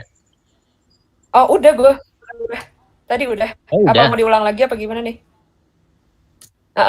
Ya diulang lagi dong nih. Oke. Apa ya? Oke. So, tadi kan argumennya adalah ya kalau kita ngomongin matematika 1+1 bisa jadi 10. Oke lah. Kalau misalnya kita masuk ke filsafat matematika dan lain sebagainya, oke, mungkin masih banyak perdebatan tentang realitas matematika dan lain sebagainya. Cuma apakah kita harus sejauh itu untuk ngomongin ini perbandingannya gitu loh. Sementara kayak misalnya kita, apakah sesusah itu buat kita sepakat 2+2 sama dengan 4 gitu, dibandingkan kita sepakat dengan or just like nada ini membuat saya merasa selin gitu. Itu kan lumayan beda nggak sih? Kayak cukup beda untuk tidak menyamakan mereka gitu. Atau untuk menyamakan objektivitas mereka. Jelas nggak sih gue? Oke. Nah, mau tanggapin nggak? Maksudku kayak ketika Iya, iya, kita Kak. bicara tentang ya cek.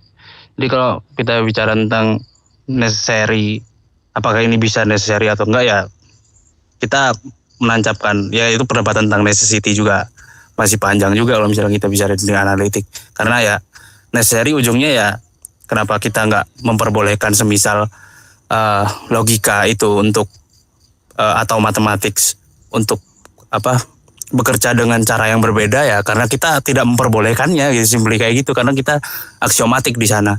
Tapi kalau misalkan kita tarik ke tentang hal-hal yang sifatnya kayak tadi serenity dan sadness, tentang kesepakatan hal itu ya aku kan tadi istilahnya kalau berbicara tentang hal-hal spesifik tentang serenity, misalkan kayak ada orang A, kita tanya kamu bahagia kalau ngapain, misalkan ya aku bahagia kalau misalkan aku dikasih coklat misalkan, ya itu kan fenomena gitu loh. Maksudku itu adalah instansiasi dari konsep kebahagiaan itu sendiri. Tapi kalau misalnya kita berbicara tentang bahagia sebagai konsep, ya semua orang aku kira akan sepakat gitu loh dengan kebahagiaan itu sendiri.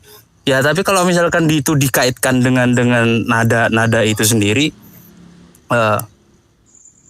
mungkin kalau di teori modern sebenarnya bukan serenity ya atau sadness yang dipakai. Misalkan dari Locrian sampai Dorian itu bukan kebahagiaan atau kesedihan, tapi ke brightness gitu loh. Brightness dari nada itu sendiri. Nadanya terang atau nadanya redup.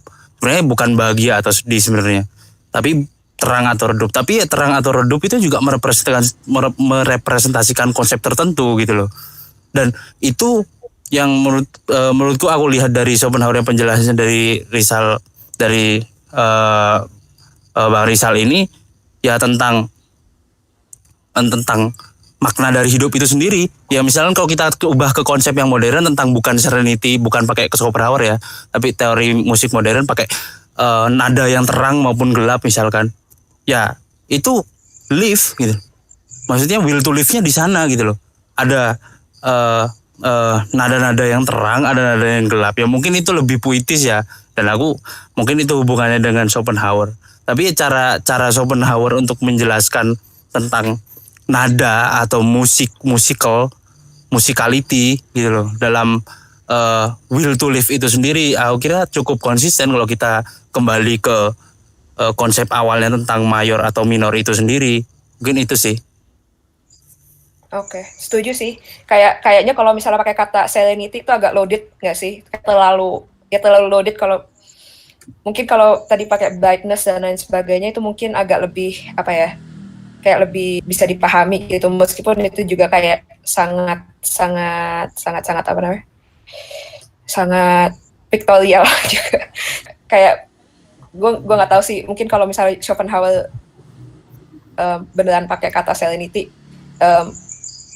Jadi kata yang lain kayak yang tadi disebut sama Mas Ahnas mungkin apa namanya intelligible sih, itu aja. Mungkin harusnya pakai bahasa Jerman kali ya besok-besok.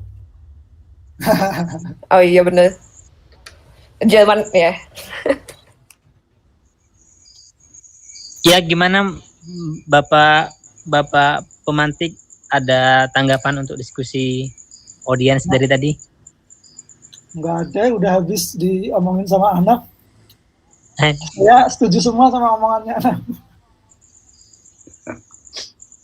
Ya soal itu pemilihan kata sih tadi yang diperdebatkan. Tapi kalau yang jelas di terjemahan bahasa Inggrisnya dia pakai serenity atau dia nyebutnya vigor, dan kebalikannya adalah sadness atau anguish.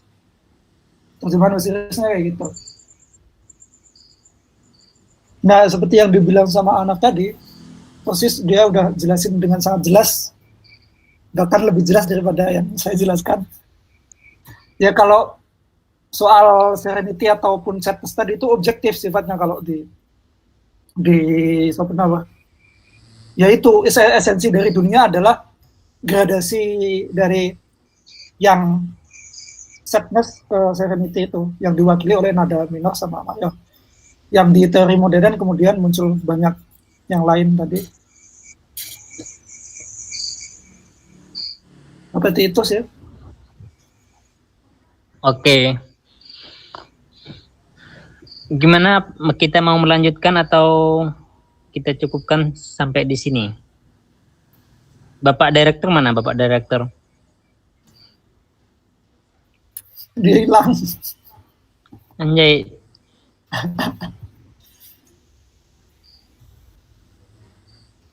Halo Bapak Direktur.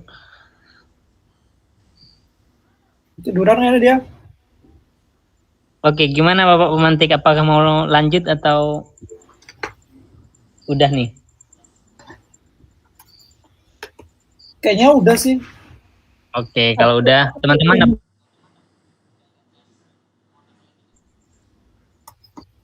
saya kasih satu pertanyaan lagi deh, ke satu kesempatan. Kalau nggak ada ya tutup, kalau masih ada satu lagi maju.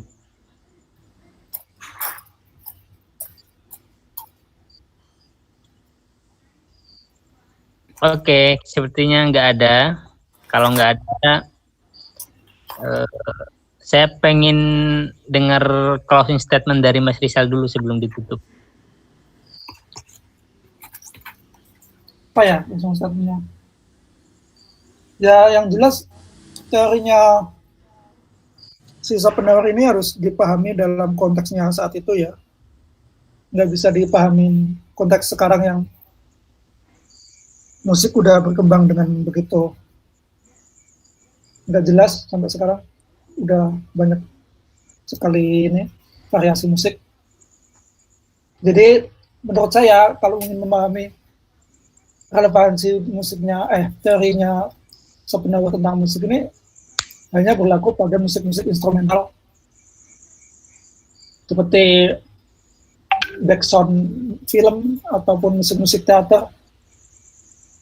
Dia nggak relevan untuk musik-musik yang ada liriknya, seperti musik-musik